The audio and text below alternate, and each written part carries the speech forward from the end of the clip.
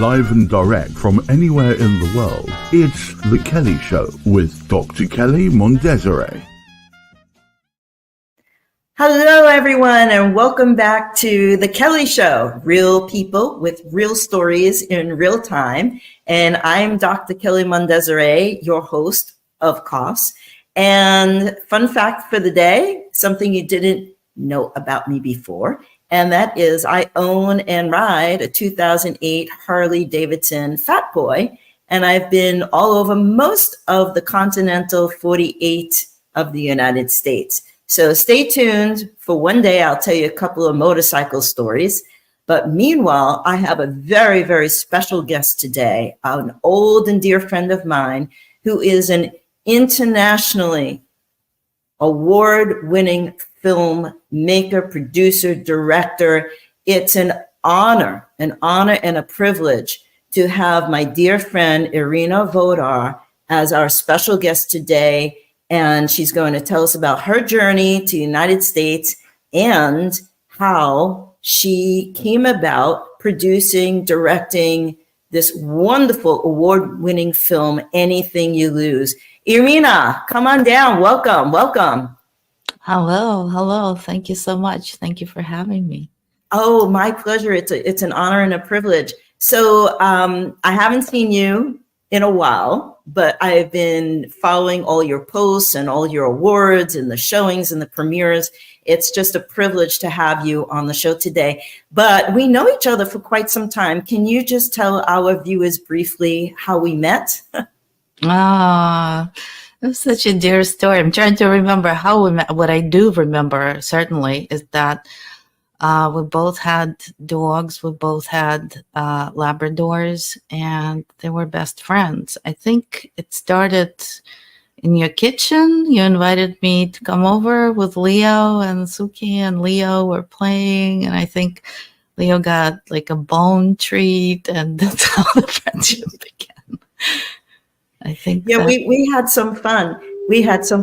But tell us how you got to New York, how you came to New York, and some of the challenges that you encountered and overcame being a young artist in New York City. Oh, wow. Well, that's a loaded question. How did I come to New York? Well, first of all, I was born and raised in Russia, and I went to the Russian National Film School. And from there, I was invited to be the first exchange student between Columbia College Film and Video Department and my film school, which is Russian National. And First, I came to Chicago, but being from Moscow myself, I love living in big cities. So I've always been drawn to New York. And so after I completed the program and work in the industry, I just absolutely had to go to New York. And then once I came in, it was not easy. I was nowhere near film industry. I actually, as a way of continuing my career and staying true to my dream, I learned computer graphics, which was another way of participating creatively and setting up my own stage, my own camera, lights, everything. But it was just in a different medium. And once I came to New York, I had to break through to the advertising world in New York, which I have done by just pastoring every single studio in the city. And finally, one of them decided to give me the keys to the studio and say, here's the computer, and we use Houdini here. So if you really want to be a part of the company, maybe you can learn.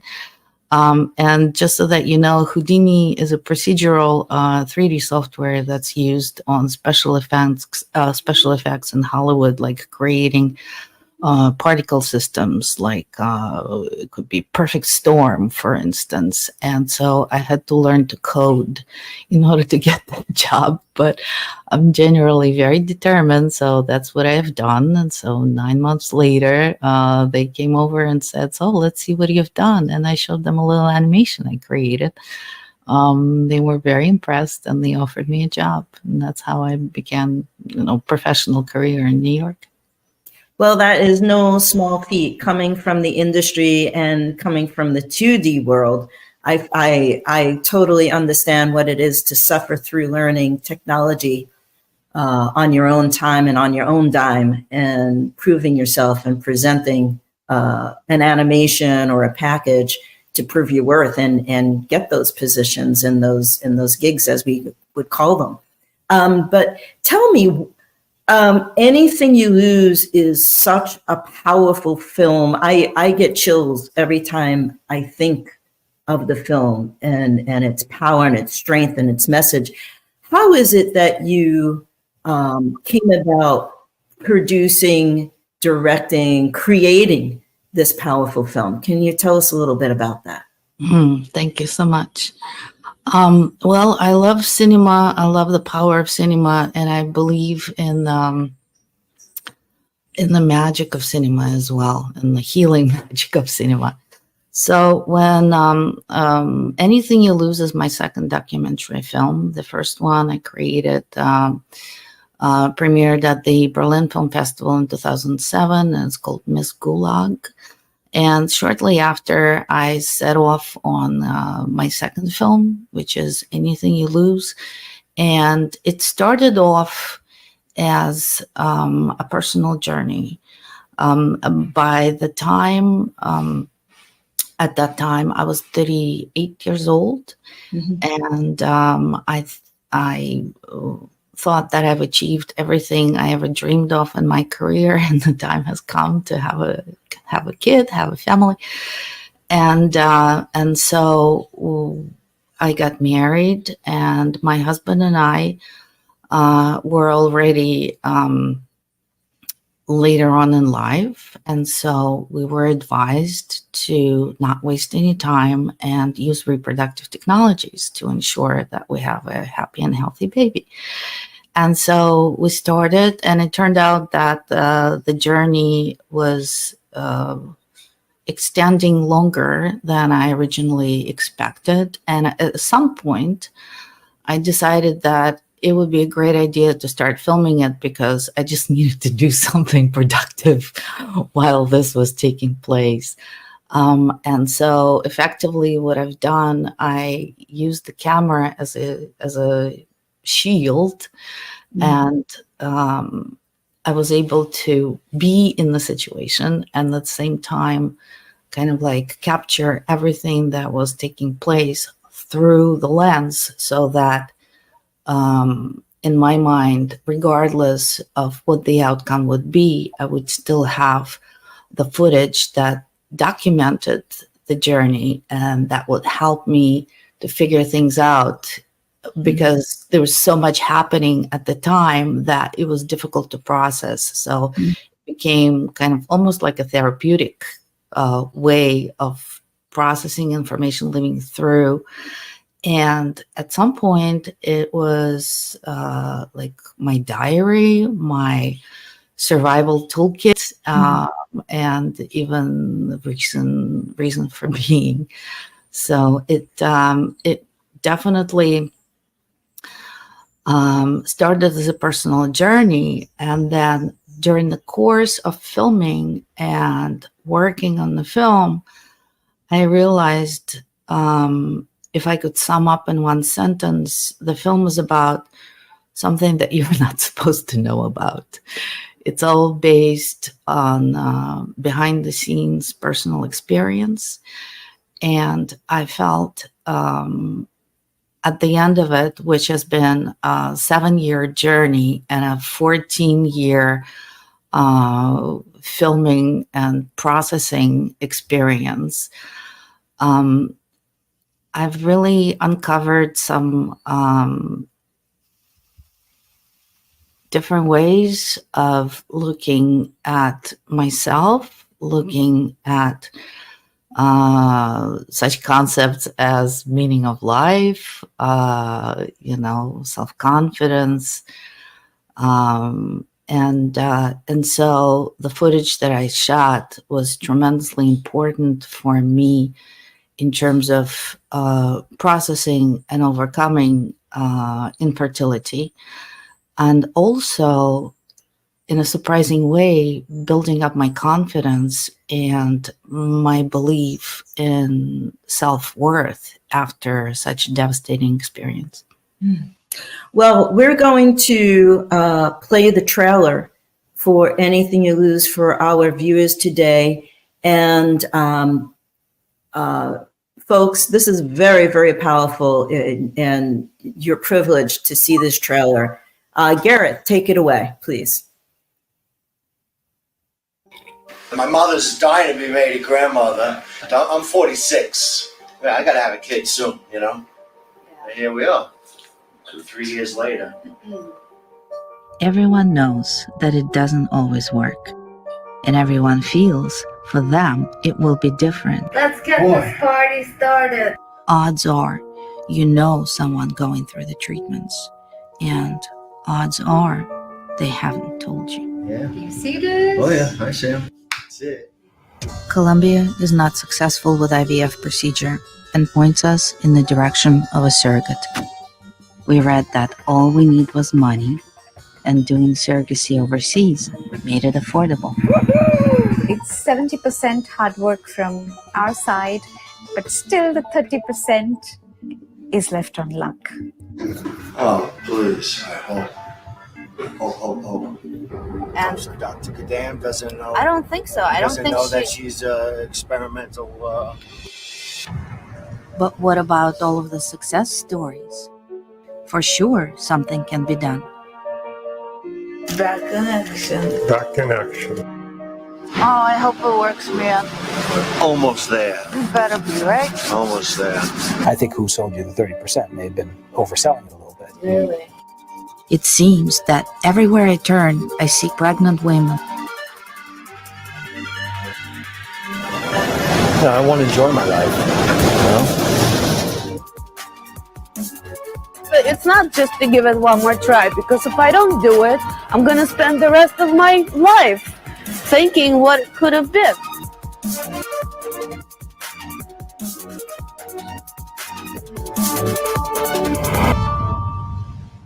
And we could actually start living. Wouldn't that be great? Oh.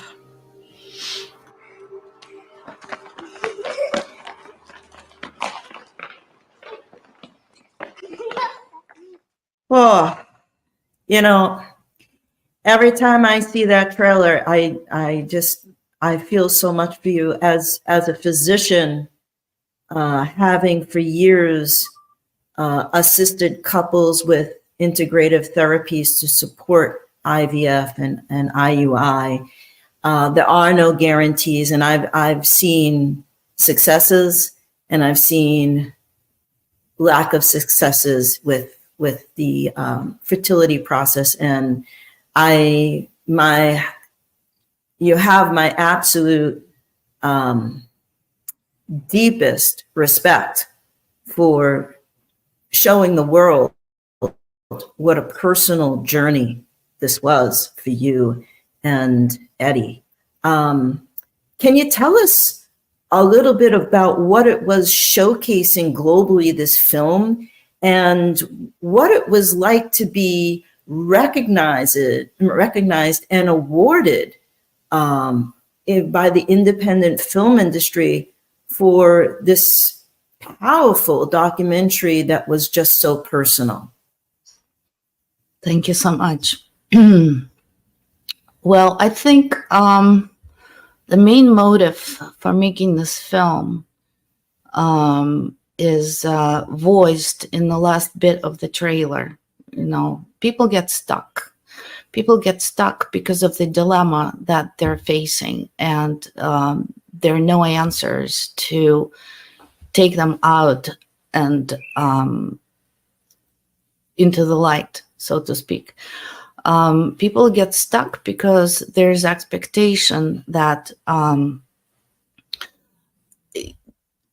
that if you are determined enough, if you are strong enough, if you are wealthy enough, you will succeed.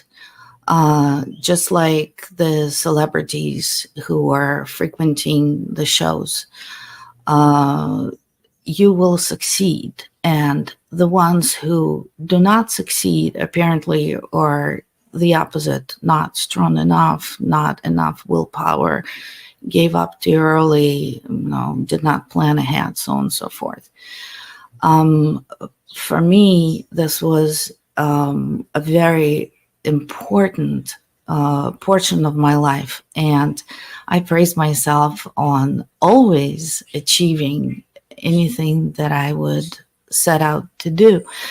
And so the 7-year battle that took place, truthfully, was mostly taking place inside my soul, because I was that determined person. I was the one who would do anything within my power for my children.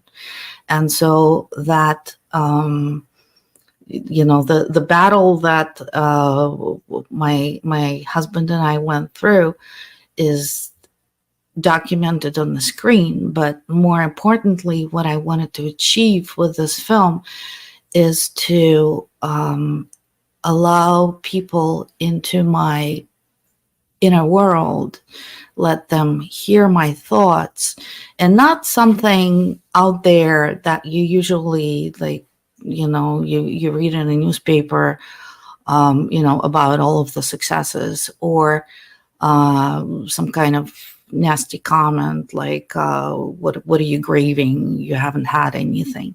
But the actual in the moment reliving of the experience and growing and maturing with it. And by doing so, giving myself the dignity of effort, regardless of the outcome. So that was the driving force behind the entire editing process. And first of all, it was a battle that I fought within myself, because my point of view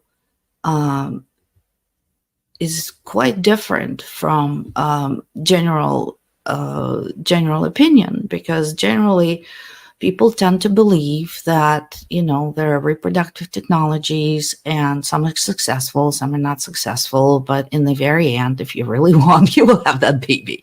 I mean, we're saturated with that experience, with that echo.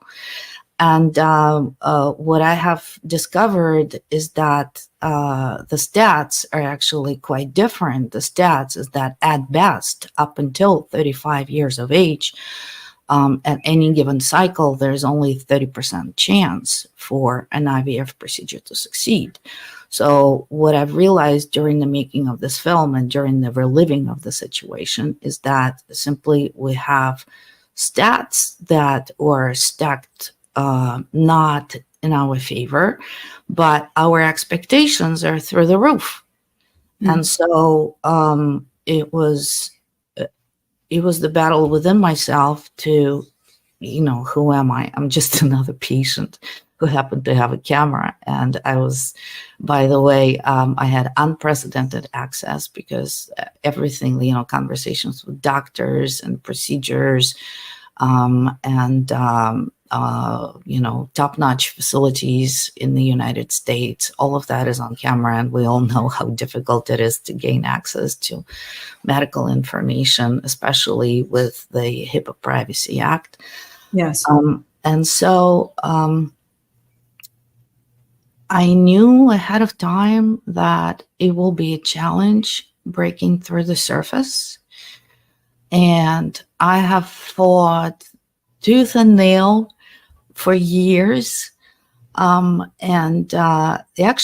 the premiere of the film is quite an interesting story in itself, because I managed, just like with the full willpower.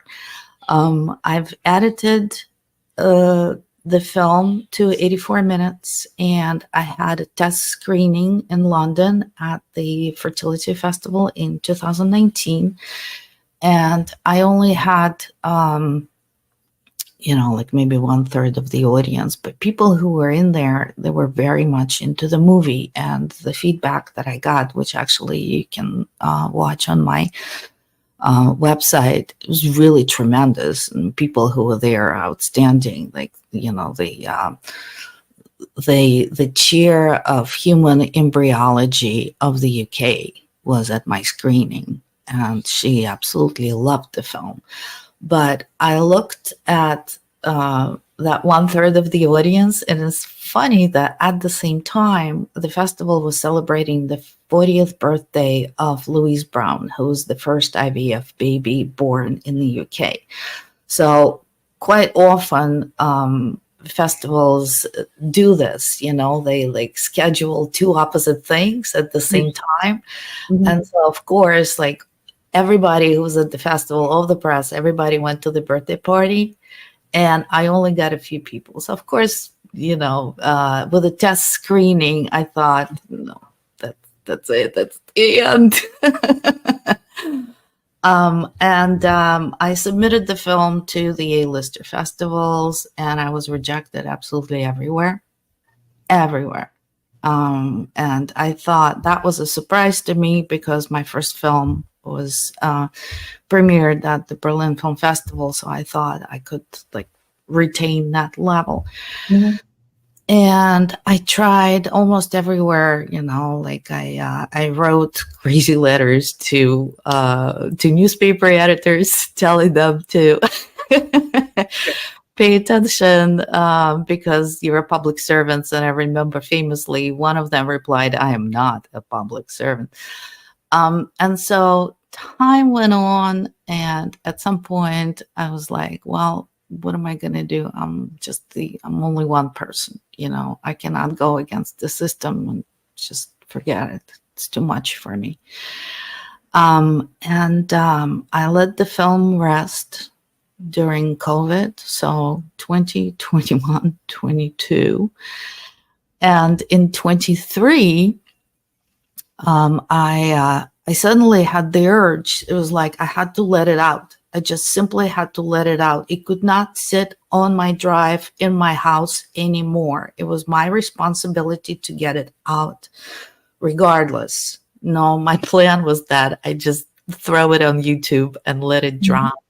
Mm-hmm. And what I did, I took 5 days and I just looked at my 84-minute cut and I cleaned it up, just made it a little tighter in 4 days. Mm-hmm. And I was ready to throw it on YouTube, but then I showed it to a girlfriend, and my girlfriend, who's a Polish journalist, she was like, "No, please no." She was begging me to show it just to one festival, just try one more time. And frankly, I was just so sick and tired of rejection. I didn't want to submit to anybody or mention to anybody, because I was absolutely done. But she insisted, and so I submitted to Indie Film Fest Awards, and I was just absolutely shocked when I received 3 awards simultaneously. And that set me off on this phenomenal journey that I'm enjoying right now. I can share my latest award. I received the Best International Director from the special program at the Venice Film Festival. God bless. Good for you. Thank you. I mean, it sends chills down my spine, to think that I'm thinking that it must be the universe. I don't know. You deserve it. You deserve every good thing. You're so gifted. You're so talented. And we're going to put up your contact information for everything about anything you lose in a little bit. But I want to ask you, and it's our tradition here. Oh, thank you, Gareth. I want to ask you the question that we're asking all our guests, me and Gareth, my producer behind the curtain here. If you could name one person, place, thing, or experience that you would be thankful or grateful for, what or who would it be? I would name Dr. Barad, who's one of the doctors in my film. First of all, I would be grateful for the experience of living through infertility, making this film and seeing it come to fruition and beginning to catch on fire. I want to say special thanks to Dr. Barad, who is in my film, and he was my reproductive endocrinologist at CHR, which is a private clinic in New York. I know it. Mm-hmm. And the thanks go to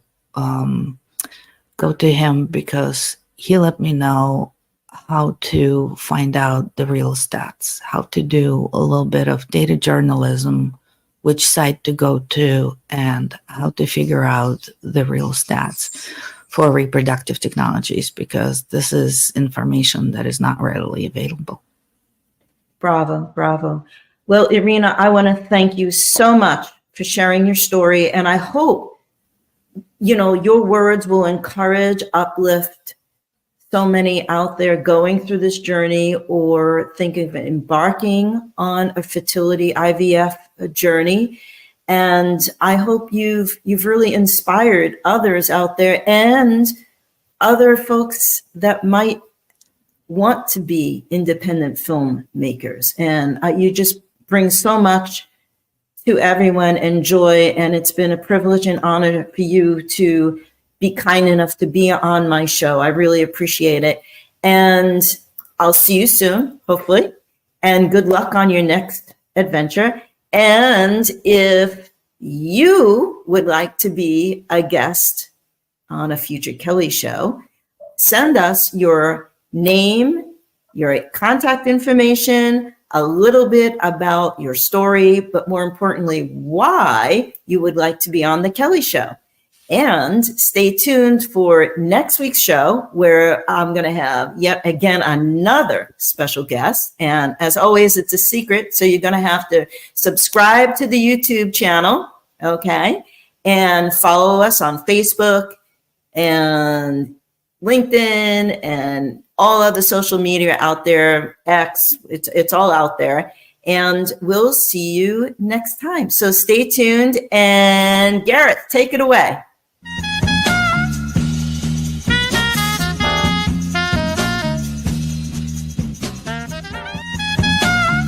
If you would like to be a guest on The Kelley Show, send us an email with your contact information, where in the world you are, and a brief description of the story you'd like to share today.